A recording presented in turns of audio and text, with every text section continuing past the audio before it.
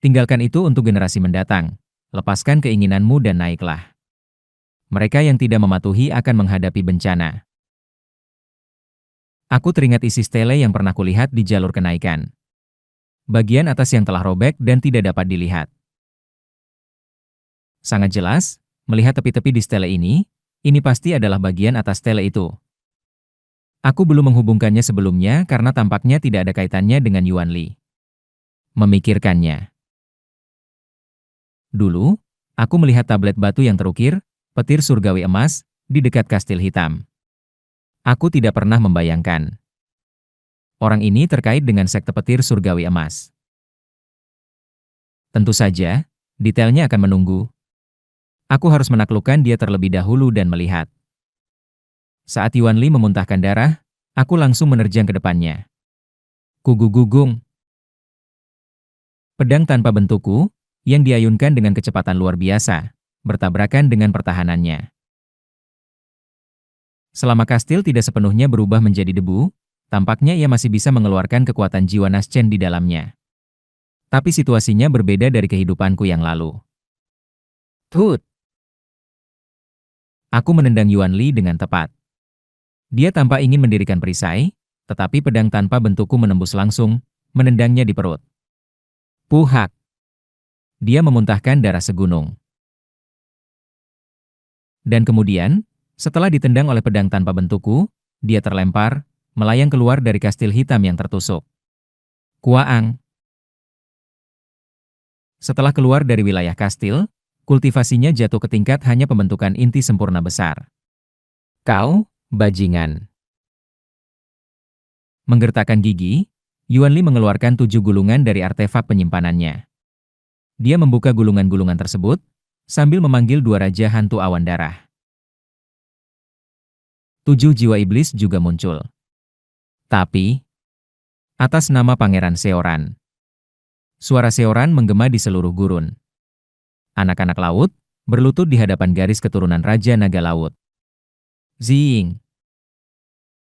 Perintah Seoran menjadi sebuah perintah, mengikat jiwa-jiwa iblis.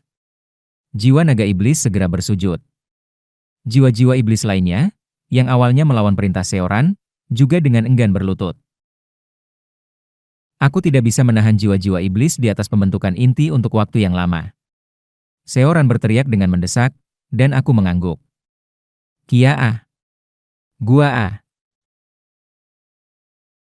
Di depan, 2 raja hantu berteriak, masing-masing membawa sabit.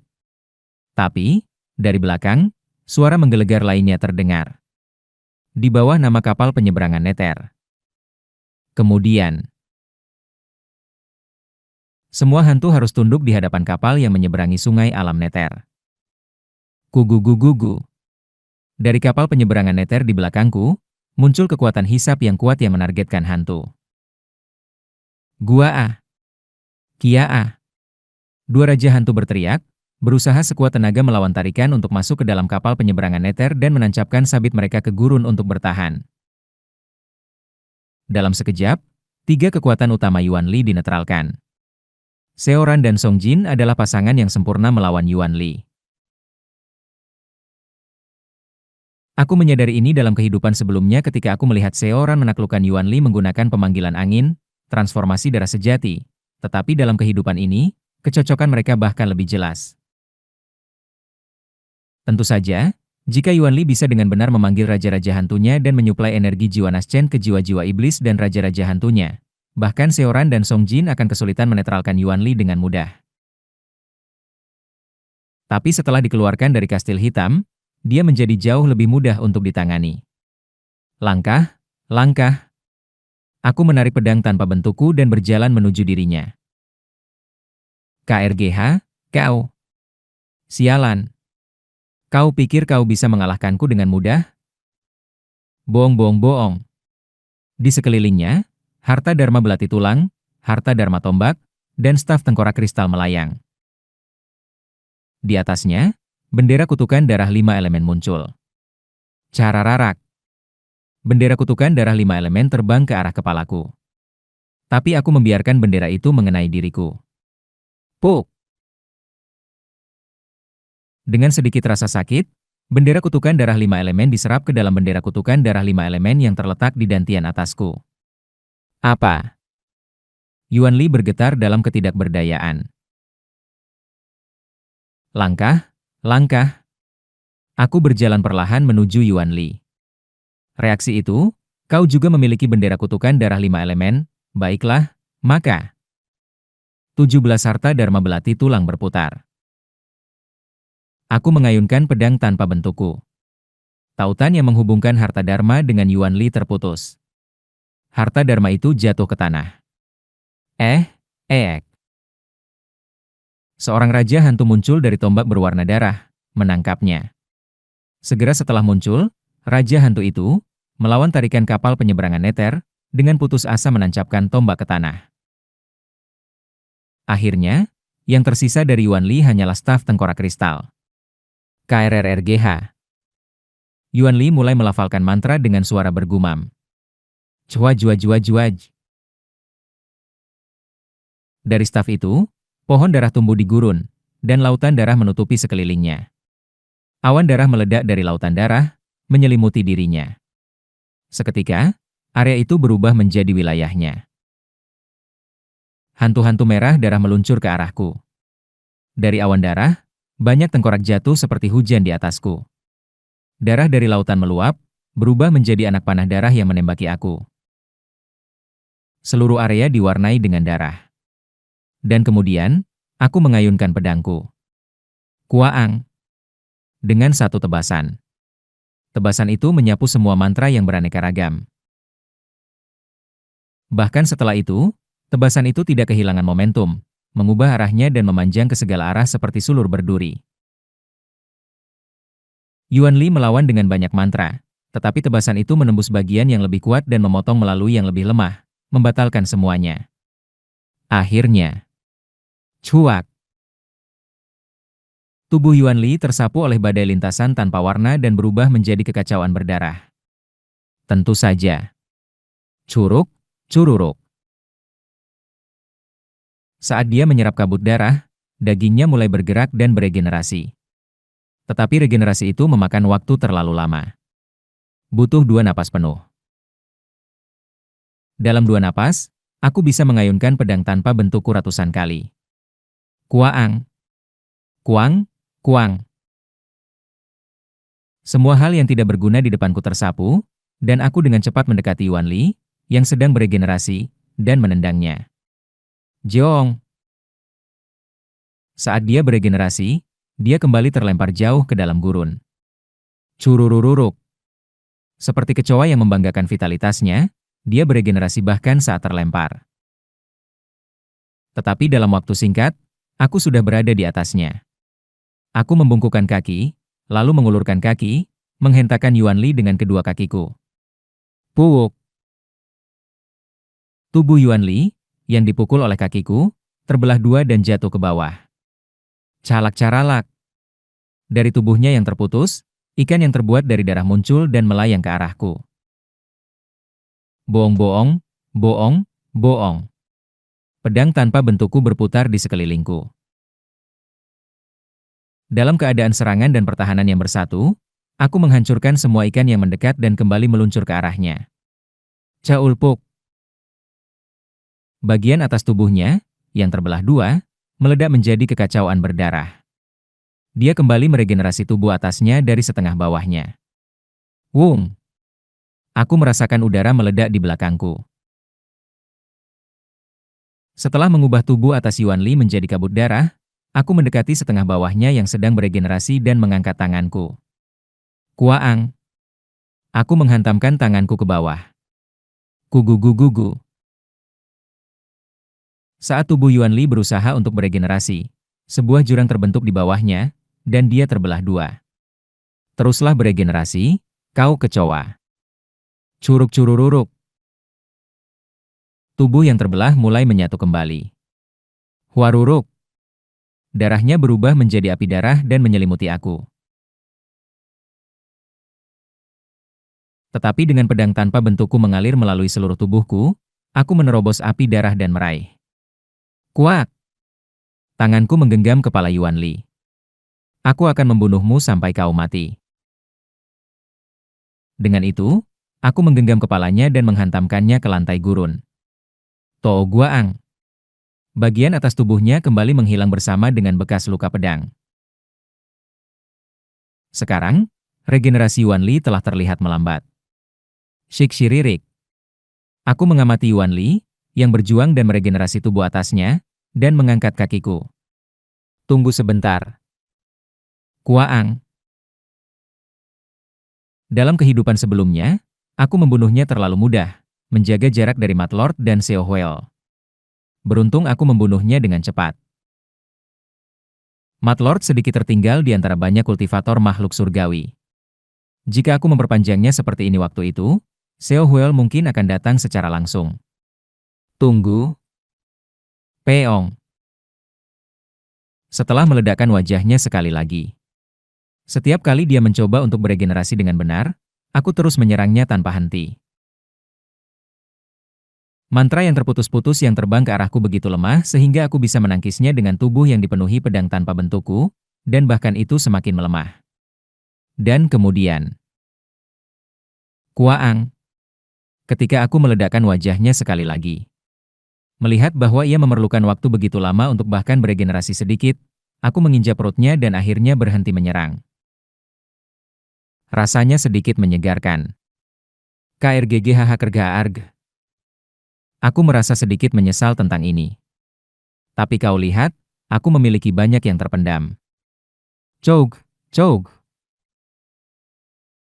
Setelah regenerasimu tampaknya melambat cukup banyak.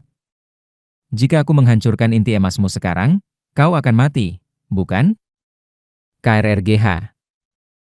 Sambil terengah-engah, Yuan Li menatapku dan bertanya. Kenapa? Kenapa kau melakukan ini padaku?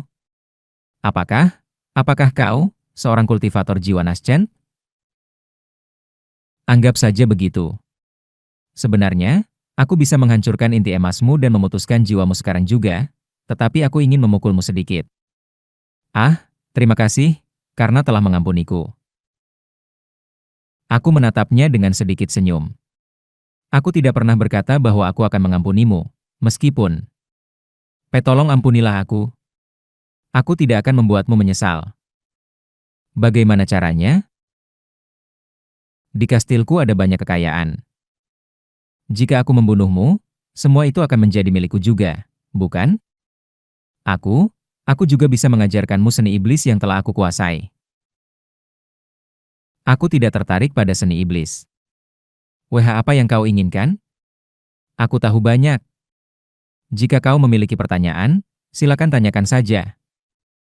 Aku menggenggam rambutnya. Sekarang kau tampaknya siap untuk berbicara. Langkah demi langkah, aku menyeretnya menuju kapal penyeberangan Nether. Aku meletakkan Yuan Li di dek kapal penyeberangan Nether. Kau sekarang adalah budakku.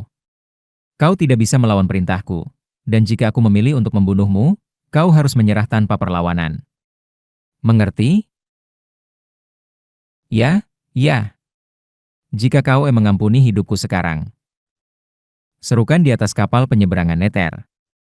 Aku bisa merasakan niat Yuan Li membara dalam kemarahan dan ketakutan. Kau tidak bersumpah dengan tulus. Sepertinya aku harus membunuhmu sekarang juga. Aku bersumpah. Aku bersumpah. Aku bersumpah di atas kapal penyeberangan Nether.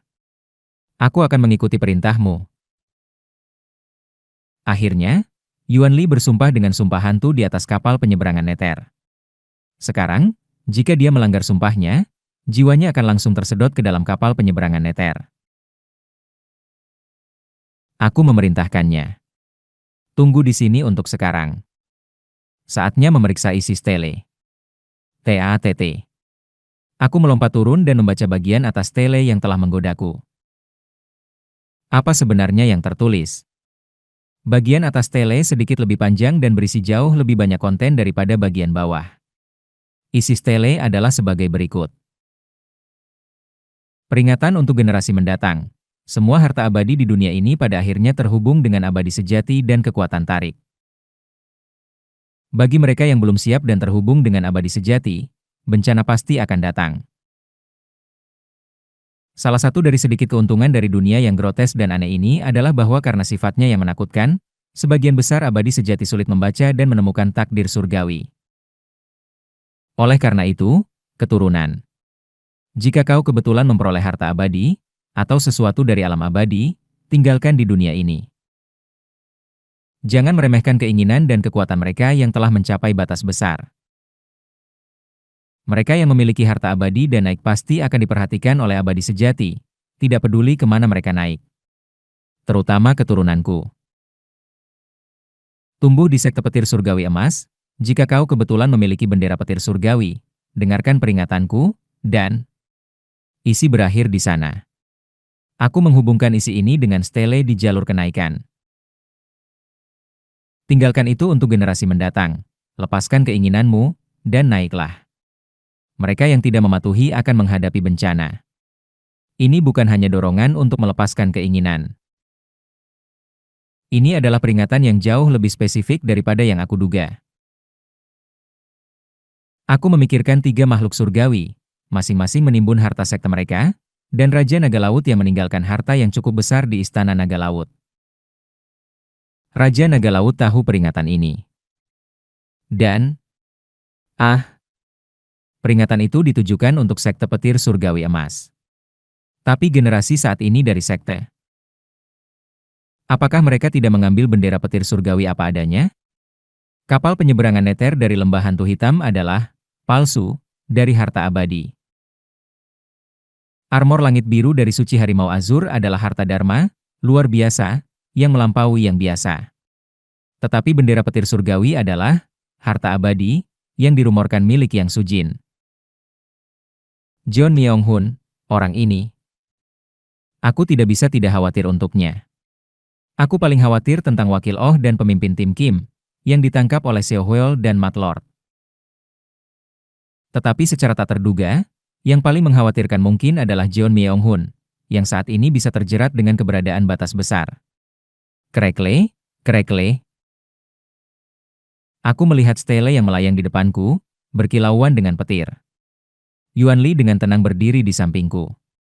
Apa hubunganmu dengan sekte petir surgawi emas? Apa kastil hitam ini? Kastil ini, 40.000 tahun yang lalu, berada di jalur kenaikan. Itu awalnya adalah kuil yang didedikasikan untuk Dewa Emas Yang Sujin. Aku adalah keturunan klan yang mengelola kuil tersebut. Bagian-bagian yang terobek dari kastil itu. Aku ingat sisa-sisa struktur batu di jalur kenaikan, yang tampaknya memiliki sesuatu yang dicabik dari situ. Itu adalah bagian lain dari kastil ini. Jadi, kau tidak ada hubungan dengan sekte petir surgawi emas? Setelah kuil itu dicabik dari jalur kenaikan dan terbang ke gurun selama perang 40.000 tahun yang lalu, klanku terlupakan dalam ingatan sekte petir surgawi emas. Aku mengerti. Aku terus bertanya padanya. Apa tujuanmu yang sebenarnya? Setelah semua kultivator makhluk surgawi naik, tujuanku adalah untuk menguasai seluruh benua, memanfaatkan sumber daya untuk menguasai seni iblis hingga tingkat ekstrim. Kemudian, dengan berkah segel perintah pelayanan, aku berencana untuk naik ke alam atas yang disebut alam darahin, bukan yang terhubung dengan gerbang kenaikan. Alam darahin? Ya. Kini, berkat gerbang kenaikan Yang Sujin, semua orang naik melalui gerbang. Namun, 120.000 tahun yang lalu, tergantung pada metode kultivasi yang dipraktikkan, alam atas yang dinaiki berbeda. Alam atas yang terhubung dengan gerbang kenaikan tidak cocok untuk praktik seni iblis. Meskipun ratusan kali lebih baik daripada dunia ini, itu masih belum dioptimalkan untuk seni iblis. Oleh karena itu, aku merencanakan kenaikan yang lebih tradisional melalui segel perintah pelayanan. Mengetahui tentang alam darahin, sepertinya kau memiliki informasi tentang alam atas. Ceritakan padaku. Yuan Li mulai bercerita dengan hati-hati. Ada 6 alam atas yang dikenal saat ini. Darahin, iblis sejati, kekuatan kuno, hantu neter, emas ungu, dan dingin terang. Aku tidak memiliki informasi tentang kekuatan kuno, hantu neter, dan emas ungu, tetapi alam dingin terang dan alam iblis sejati sangat dikenal. Alam dingin terang saat ini terhubung dengan gerbang kenaikan. Alam iblis sejati bersebelahan dengan alam dingin terang dan sedang berperang dengannya. Penjelasannya berlanjut. Seoran juga ikut mendengarkan dengan seksama, dan Song Jin mengevaluasi cerita Yuan Li dari atas kapal penyeberangan neter. Sebelum gerbang kenaikan, jika seseorang mempraktikkan metode kultivasi abadi atau benar yang biasa, mereka akan naik ke alam dingin terang. Mempraktikkan seni iblis mengarah ke alam iblis sejati. Naik ke alam iblis sejati memungkinkan seseorang menerima ki iblis sejati, memungkinkan transformasi menjadi ras iblis.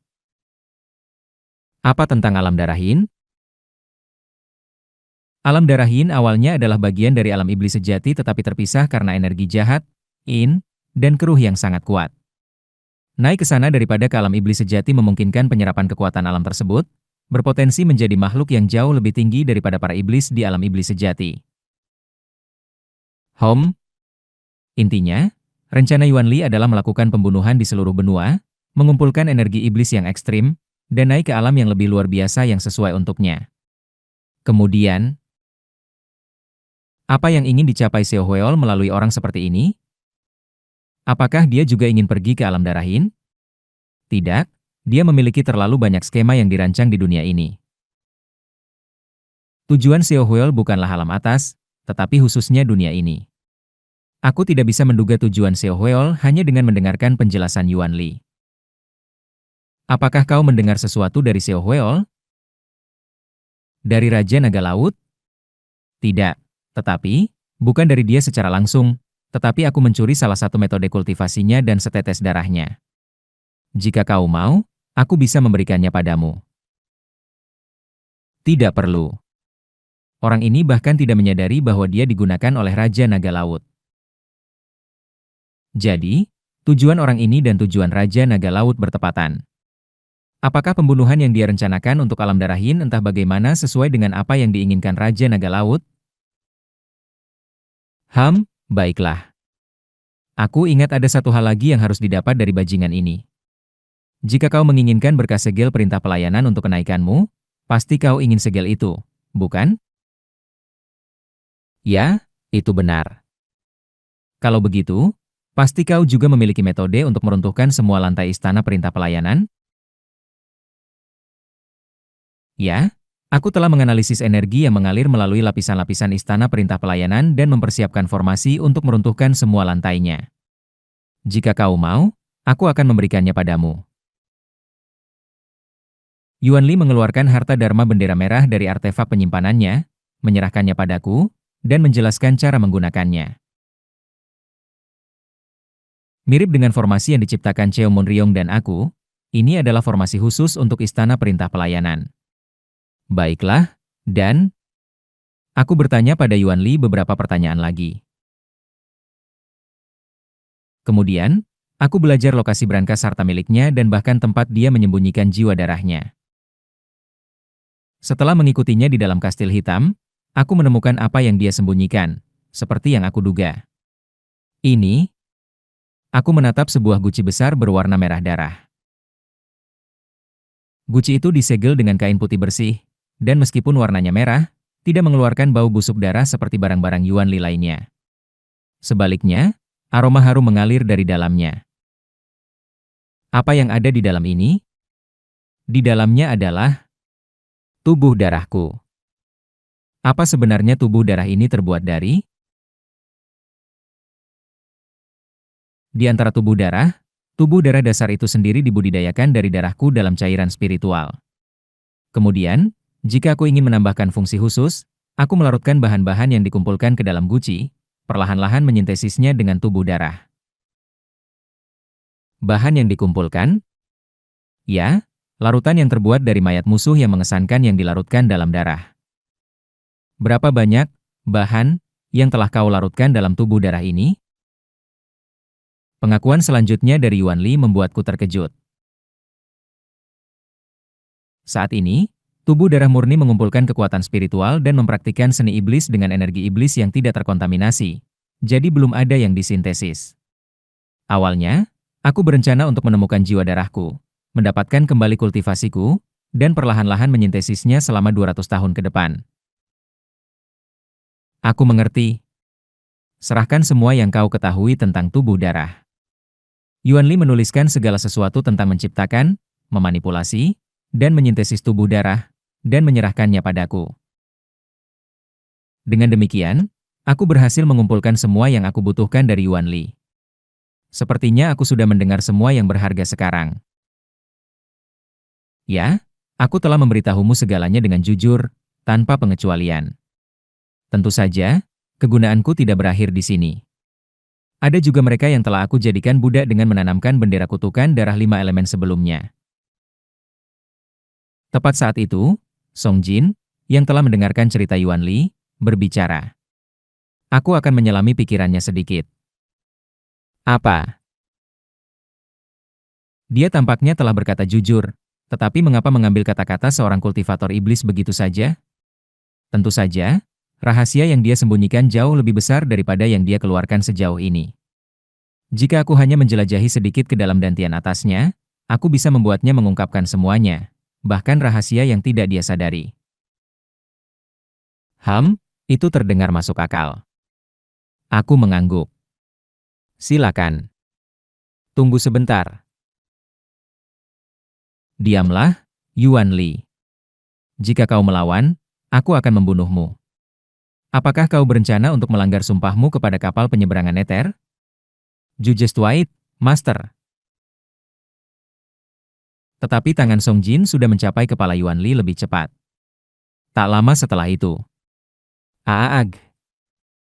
Yuan Li bergetar hebat dan berteriak. Kemudian, Song Jin berbicara.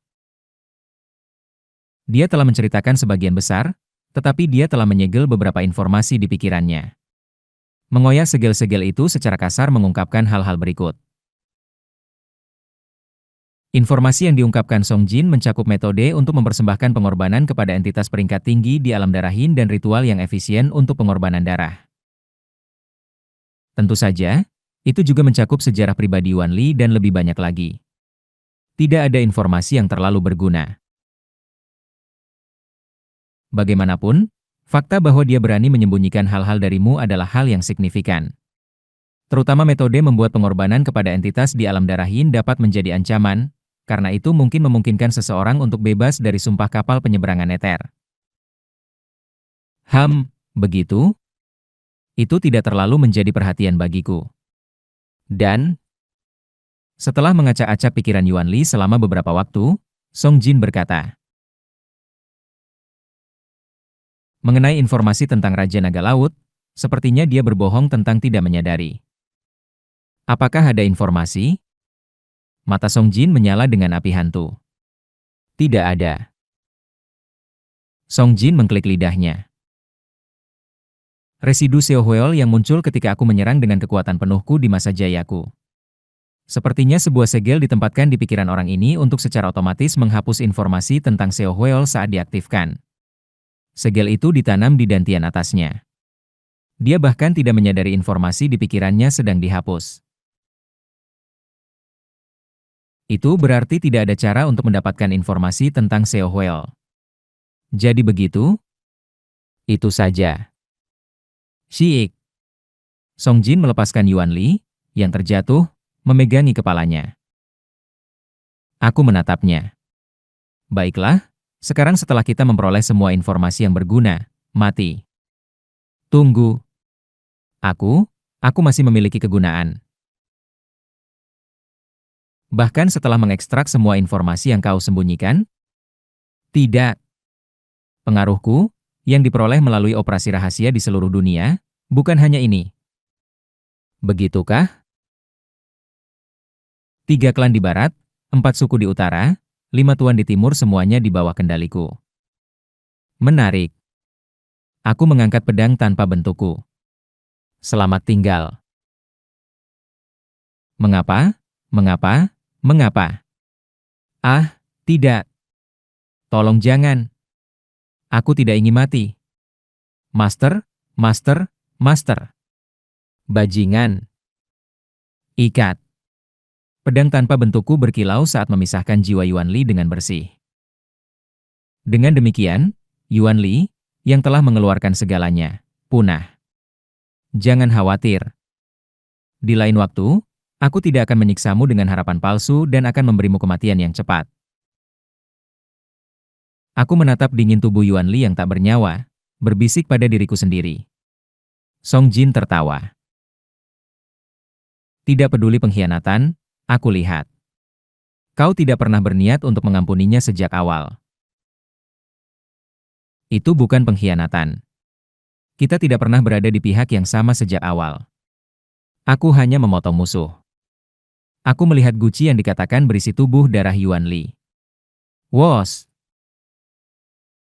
Membuka kain yang menyegel guci, aku melihat kecantikan yang familiar di dalamnya, baik laki-laki maupun perempuan.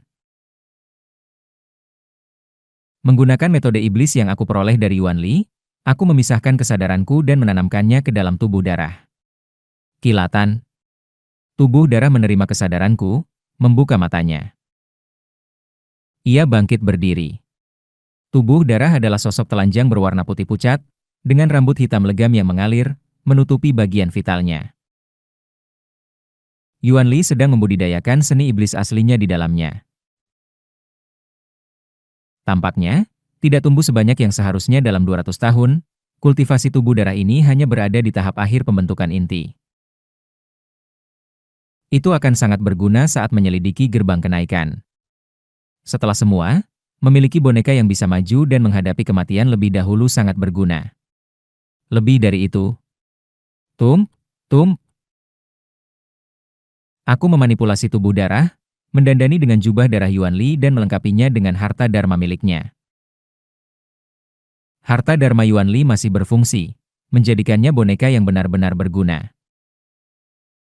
Batu roh dan elisir di bawah kastil bisa diambil oleh senior Song Jin. Aku tidak begitu membutuhkan sumber daya seperti itu.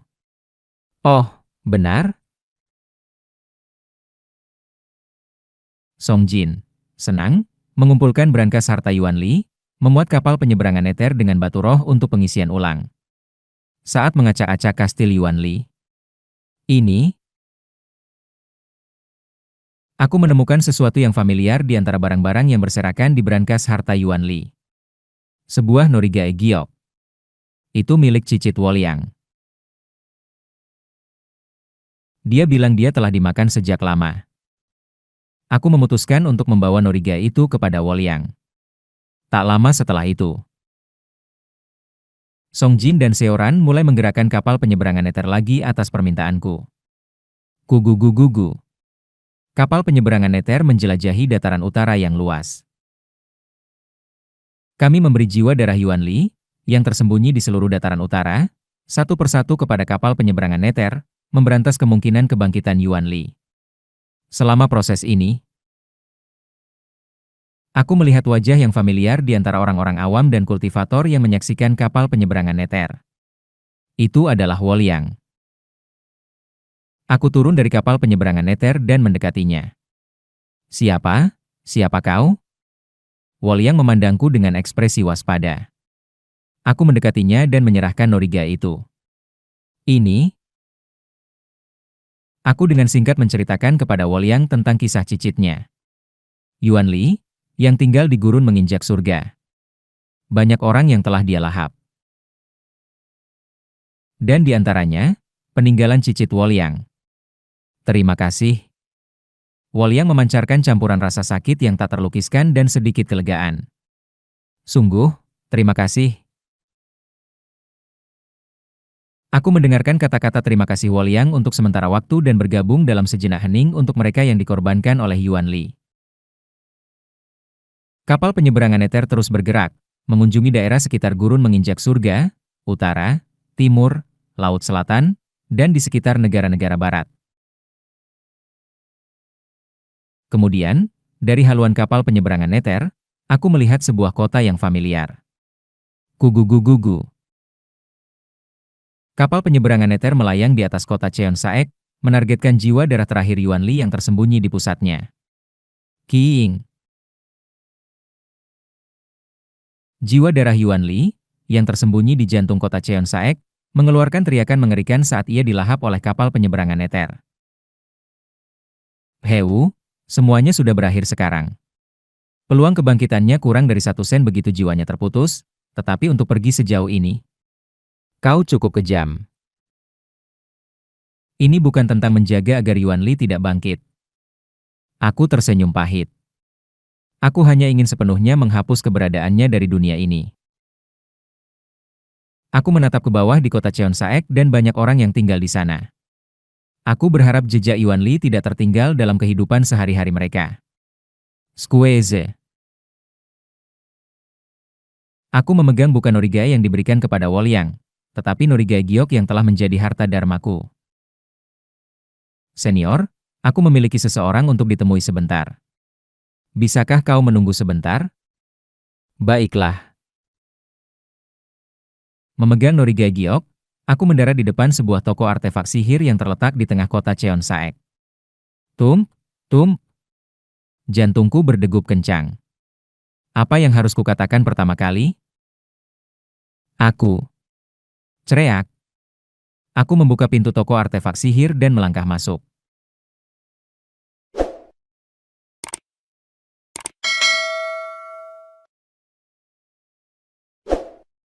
Toko artefak sihir ini persis seperti yang aku ingat. Masih sama seperti pemandangan waktu itu. Kelang, kelang, kelang. Dari dalam bengkel, suara dia sedang membuat sesuatu masih bisa terdengar. Aku melihat sekeliling toko artefak sihir untuk sementara, menunggu dia. Setelah beberapa saat, pintu bengkel terbuka, dan seseorang melangkah keluar. Dia mengenakan jubah putih murni yang sama seperti dalam ingatanku. Itu dia. Maaf telah membuatmu menunggu. Apa yang membawamu ke sini? Aku. Sebelum aku sempat mengucapkan apapun. Wos. Tiba-tiba, Norigai berwarna giok yang menggantung di pinggangku mulai bergetar hebat. Pada saat yang sama, Norigai di pinggangnya juga mulai bergetar. Pasangan artefak sihir yang identik sempurna. Tentu saja, sekarang bukan 2, tetapi 3, berkat benda yang melampaui waktu. Namun fungsi mereka masih tampak saling beresonansi. Itu? Matanya melebar. Apakah kau, orang itu? Dia memandangku dengan mata melebar, memegang Norigai-nya. Aku tidak bisa bicara. Apa yang harus aku katakan? Apa yang bisa aku katakan? Saat itu. Flash. Norigai di tangannya bersinar terang dan tiba-tiba berubah menjadi cahaya yang cerah. Kemudian, cahaya itu mengalir ke Norigai yang aku pegang dan menyatu dengannya. Norigai yang aku bawa adalah milik Buk Yang Hua, yang melampaui waktu. Dengan kata lain, itu adalah miliknya dari masa depan. Seolah dunia tidak mengizinkan dua benda yang benar-benar identik untuk ada. Norigai miliknya dari masa lalu disedot ke dalam yang aku pegang dan diserap. FZZZT.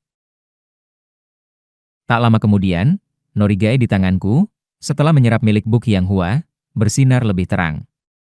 Sepertinya telah menjadi lebih kokoh dan misterius daripada sebelumnya. Dengan menggabungkan artefak yang sama, apakah tingkat harta dharma meningkat? Terjebak dalam pemikiran tentang fenomena misterius itu, Hyang Hua juga tampak tercengang. Jadi, ketika artefak yang sama bertemu, ini yang terjadi. Aku belajar sesuatu yang baru. Tetapi, Noriga itu juga merupakan pusaka ibuku. Dia tampak sedikit sedih. Ekspresinya, gerakannya, tindakannya, kebiasaan, pernapasan, detak jantung. Semua itu adalah dia. Dia hidup. Ngomong-ngomong, karena kau datang jauh-jauh dengan Noriga ini, mengapa tidak masuk dan minum teh? Kemudian, aku menyadari dari nada bicaranya. Dia bukan orang yang aku cintai. Tetes, tetes. Dia bukan dia yang berbagi waktu yang sama denganku, perasaan yang sama, rasa sakit yang sama. Kau tidak mengenaliku. Ya? Aku menghapus air mata yang mengalir dan berbicara. Tidak, tidak ada apa-apa. Aku sudah mengantisipasi ini. Murid-muridku, guruku, tak terhitung Kim Yang Hun. Aku telah mempersiapkan momen ini sejak waktu ketika aku tidak bisa bertemu mereka. Tapi sekarang ketika itu benar-benar terjadi, aku tidak bisa tidak merasa dingin yang pahit. Melihatnya membangkitkan badai di hatiku. Mungkin itu sebabnya. Aku menyerahkan Norigae itu padanya. Pusaka ibumu telah diserap, jadi aku tidak bisa menyimpannya. Tolong ambil. Benarkah? Itu baik-baik saja untukku, tetapi apakah kau yakin bisa begitu saja memberikan tanda takdir? Tanda takdir? Huh, apakah kau tahu? Orang yang ibumu maksudkan untuk menghubungkanmu sudah menikah dan mati. Tanda, yang nyata, mungkin sudah terkubur bersamanya oleh tangan wali yang dikuburnya. Aku mendengar kau akan menikahi orang yang membawa Norigae itu. Merasa emosi yang tak terlukiskan, aku meletakkan Norigae di tangannya. Aku minta maaf, tetapi aku akan memberikan Norigae ini dan pergi. Ya? Aku memandang wajahnya dan merasa lega. Pada saat yang sama, sedih melihat ke dalam matanya. Herku hidup, tetapi dia tidak mengenaliku. Seandainya saja kita mati pada waktu yang sama hari itu, kita bisa bersama di akhirat. Aku sudah memiliki seseorang yang aku cintai. Menahan air mata itu mudah. Tetapi menahan emosi itu sulit.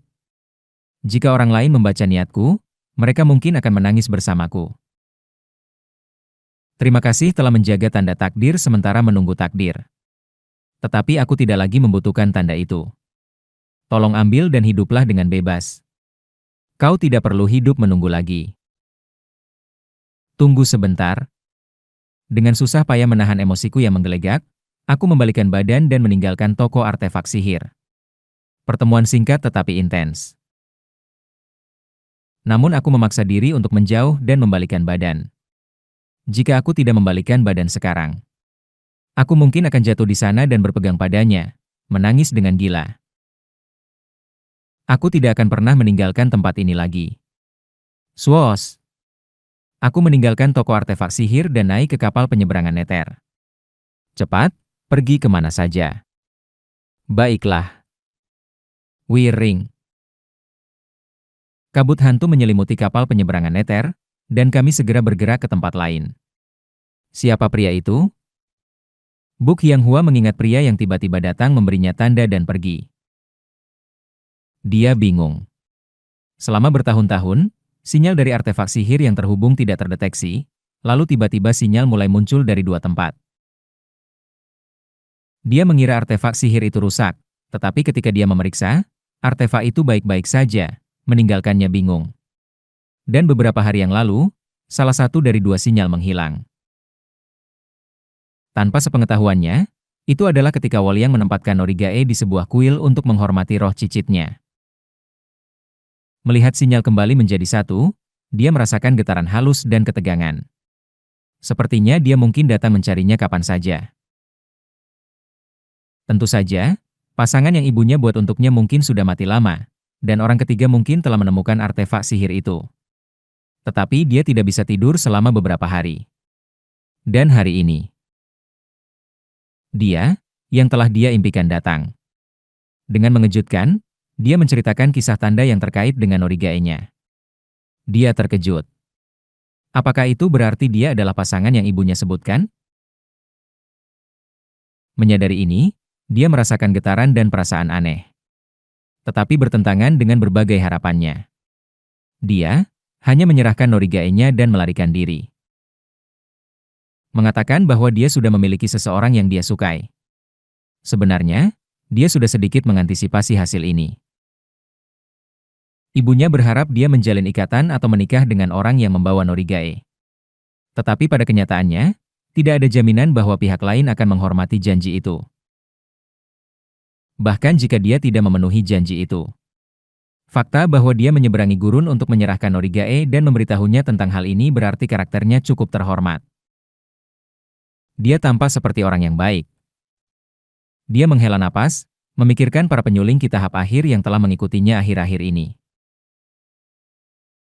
Seandainya saja ada seseorang dengan setengah karakter pria itu, aku akan mempertimbangkannya. Mereka hanyalah penyuling ki tahap akhir yang belum dewasa. Buk Hyang-hua melihat keluar sebentar dan kemudian ke Norigae. Norigae-nya dan miliknya telah menyatu, memancarkan aura yang lebih misterius. Ibunya, yang tidak memiliki akar spiritual, memiliki beberapa keterampilan dalam membuat artefak sihir. Mungkin karena garis keturunannya dari darah Gomyo Cheon Saek, ibunya, yang memiliki bakat membuat artefak sihir, memang menghasilkan artefak sihir yang cukup berkualitas. Namun, Buk Hyang-hua sangat menyadari keterampilan ibunya. Sudah lama sejak dia melampaui ibunya dengan bakatnya sendiri. Dan dia memikirkan Norigae yang dibuat ibunya. Dua artefak sihir menyatu menjadi satu, dan aura suci yang aneh ini. Apakah ibuku benar-benar membuat ini? Ini tampaknya lebih seperti harta dharma daripada artefak sihir. Saat dia memeriksa Norigae dengan rasa ingin tahu. Tetes. Hah? Hyang-hua tiba-tiba menghapus air matanya. Apakah ada sesuatu yang masuk ke mataku? Duk, duk. Entah bagaimana, dia merasakan sakit di hatinya. Dan, melihat Norigae, dia tiba-tiba merasa terharu. Tunggu sebentar. Tetes, tetes. Air mata tidak berhenti. Entah bagaimana, emosi yang bahkan tidak dia ketahui muncul. Hyang-hua merasa hatinya bergetar liar saat dia memikirkan pria yang baru saja pergi. Ah, tidak. Dia harus mengejarnya. Entah bagaimana, dia merasakan dorongan ini dengan kuat. Bang! Dengan kaki yang bergetar, dia tersandung dan berlari menuju pintu masuk toko artefak sihir. Tetapi dia tidak terlihat di sekitar. Wos! Di langit gurun yang cerah, anehnya, kabut hitam menyebar ke udara. Seolah terpesona, dia naik ke artefak sihir terbang dan terbang ke langit untuk melihat sekeliling. Dia tidak terlihat dimanapun. Dengan tangan yang bergetar memegang Norigae, merasakan air mata jatuh dari dagunya, dia berpikir. Mengapa? Hatiku sangat sakit. Perasaan apa ini? Dia menggigit bibirnya. Aku harus menemukannya. Dia harus menanyakannya. Apa perasaan ini? Apa yang telah dia lakukan padanya? Buk Hyang-hua menghapus air mata yang tiba-tiba dan bertekad. Aku akan menemukannya. Tidak peduli di mana dia berada, tidak peduli kemana dia pergi. Dia akan menemukannya dan bertanya. Itu adalah keputusannya. Siapa yang kau temui? Hanya seorang kenalan. Begitu. Song Jin berbicara padaku. Mengapa kau tidak mencoba mempelajari seni hantu dari lembah hantu hitam? Energi kematian yang terakumulasi di berbagai bagian jiwamu, dan fluktuasi emosional yang intens yang baru saja kau tunjukkan, tampaknya sangat cocok dengan teknik sekte. Aku menolak untuk belajar seni setan. Oh, dan aku memutuskan untuk menerima sesuatu yang lain dari Song Jin. Apakah kau memiliki metode yang disebut gulungan terracota Legiun Setan di lembah hantu hitam? Ya, itu ada. Ini adalah metode kultivasi yang tidak ada seorang pun yang mempraktikannya, selalu duduk di sudut arsip kami. Bagaimana kau mengetahuinya? Aku mendengar tentangnya sebelumnya. Bisakah kau memberiku manual itu? Aku ingin mempelajarinya. Ini hanya pada tingkat metode membangun ki.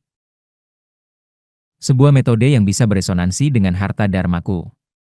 Sekarang aku telah memberikan Norigae kepada Hyang-hua. Aku ingin beresonansi lebih dalam dengan pedang kaca tanpa warna.